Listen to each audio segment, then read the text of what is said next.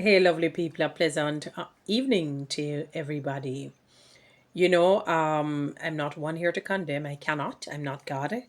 I'm not even one here to judge. Only God is an authentic judge because we have all sinned, fallen short of God's grace and mercy. We have done wrong. Each of us have gone astray. But what I will say is this, my wonderful people. And I'm talking in reference to the Coldplay's saga with that. I don't even know what his position is. The lady I'm told is an HR manager, and he probably some director, CEO, or whatnot. And when I saw this little snippet of him hugging her from behind, I said to myself that humankind has like a very important ingredient called self-control. It only gives, if we were to just create a scenario of what the possibilities are, we could therefore, using the laws of induction, meaning gathering and amassing all the information together, information that are related, and that tends to happen in cases like these, is that they are so deeply connected, maybe in love, and it is something that they practice, quite often that it becomes habitual. Hugging behind speaks to a sense of comfort, speaks to a sense of care, speaks to a sense of intimacy, deep intimacy. When you really and truly hug from behind, it tells, I really care about you, I really love you. And, when the woman really caught up on herself, she pulled away, you know what I mean? And I don't know their life story. I'm told that not only is he married, but that she's married also. And I realize that self control has eluded the minds of many. That's one. Because it's a lack of self control that, if they're really in an affair, would have gotten them in an affair in the first place. There's something seem to be in the atmosphere where we're now calling evil good and good evil. Where, so for example, people are not, how do I put it? People are not praising and lauding monogamy. They're not bringing the joys and the bliss to monogamy. What you're hearing is men are not wired to have one woman, and you hear all of the nonsense and the foolery and trying to use Bible, to support it, not understanding if they looked at the consequences that these men who had multiplicity of women caused, starting from Abraham coming right down, it never panned out well for these men. And when Jesus came, he just tried to do away with a lot of the custom practices that were happening in the day that should have been rubbished. And Paul came back and said each man must have his own wife, one wife, and likewise she has her own husband, and each other love on each other, bring joy and comfort to each other, learn how to enjoy each other when you change, when the body changes as you get older, learn how to enjoy each other at each phase and stage. But one of the things that mankind fails to do is understand that you have to be intentional in doing this. You have to literally work at it. For the couples who remain committed and loyal and devoted to each other, they will tell you, yes, they had difficult times, very hard times, because that's life, but they were intentional. They told themselves from day one, and they kept it up, that they're going to be intentional in working on their relationships. They're going to be intentional in just doing good by their spouses. They were intentional in doing good by their spouses, by their husbands, by their wives, as the case may be. And mankind has lost the, I don't know if it's the impetus or the will or the tenacity, the joys, and the bliss of monogamy. Not understanding that monogamy is such a beautiful thing. God says, he that findeth a wife. He's saying, really, he that findeth a good wife findeth a good thing. But it doesn't stop there, and obtains favor with the Lord. When you find your wife and she is a good wife to you, the blessings that come, that it starts to ooze mentally, physically, emotionally, spiritually, financially. When you find that your life is just being blessed in every area, that circle is just blessed and you're happy and joyous and at peace.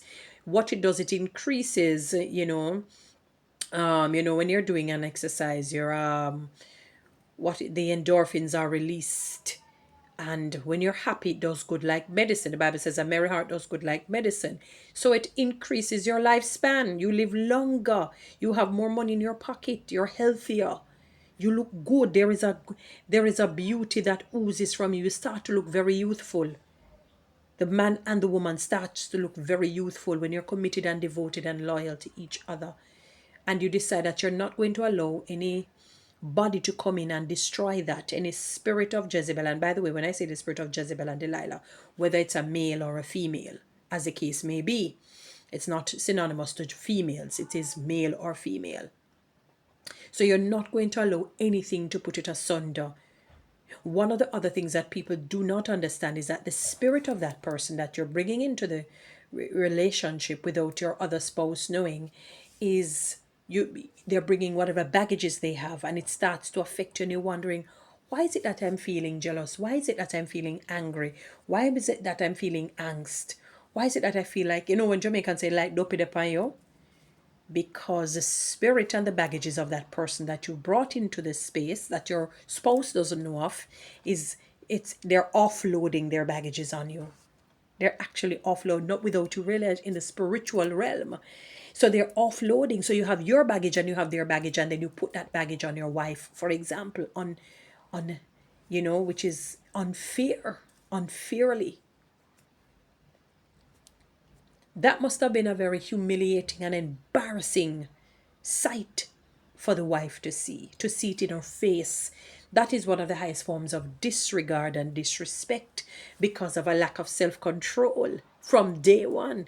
Because they were very strong in self-control, neither of the two parties would have gotten involved. If they are involved, neither of the two parties would have done what they did right there if it was just something innocent, because they would have set boundaries in place. They would have set boundaries in place. I don't know why people can't praise monogamy. There's something very beautiful about it. The older I get, I've always loved it, but the older I get, the more I love it. It is beautiful when you see this individual with that individual, and both remain loyal and committed. I know people say that not one man has been monogamous. I don't believe that. I'm sure that there are men who have never cheated on their wives. I'm going to put my head out there. I put my neck on the block. I don't think it's going to get chopped off. No. Even if they're in the minority still counts. At least, yeah. Even if they're in the minority, but the minority still will count a little bit. There has to be a man who says it. Though I see the women, should them look pretty? Temptation come, but I'm not going to do it. It just, that's all you have to say. I'm not going to do it. And you don't. And you don't put yourself in the way. You have to be like a Joseph. Now, with Joseph and Potiphar's wife. Joseph was an honorable man because he honored God first and foremost. But he also honored Potiphar. Potiphar said, I entrust you. Potiphar trusted him completely. He could not do that to Potiphar. He just could not do that to Potiphar. You think him probably never want to give in? The day that him run, maybe his third wheel was kicking up rumpus, and him said, if I stay one more stay, I'm going to give in. If I stay one more stay, I'm going to give in. I can't take it. She's a pretty woman and she's voluptuous. You think she should be probably ugly? No, I don't think so. Neither was Jezebel or Delilah. These are beautiful looking women. Beautifully, how they presented them. People think Jezebel is a Cruella looking, Ursula looking thing. No. These women probably more than likely were beautiful in their appearance, but the heart wasn't. The heart was not.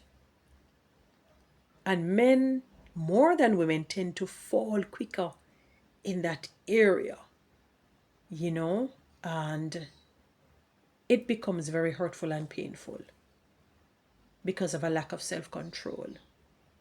Because had he employed self-control, they would not have been in that situation, whether they're in a relationship or they're not. In other words, nothing like that would have happened. Respect your spouse, please. Guys, you know what to do. Read TikTok and YouTube. Subscribe. Give me one of those lions.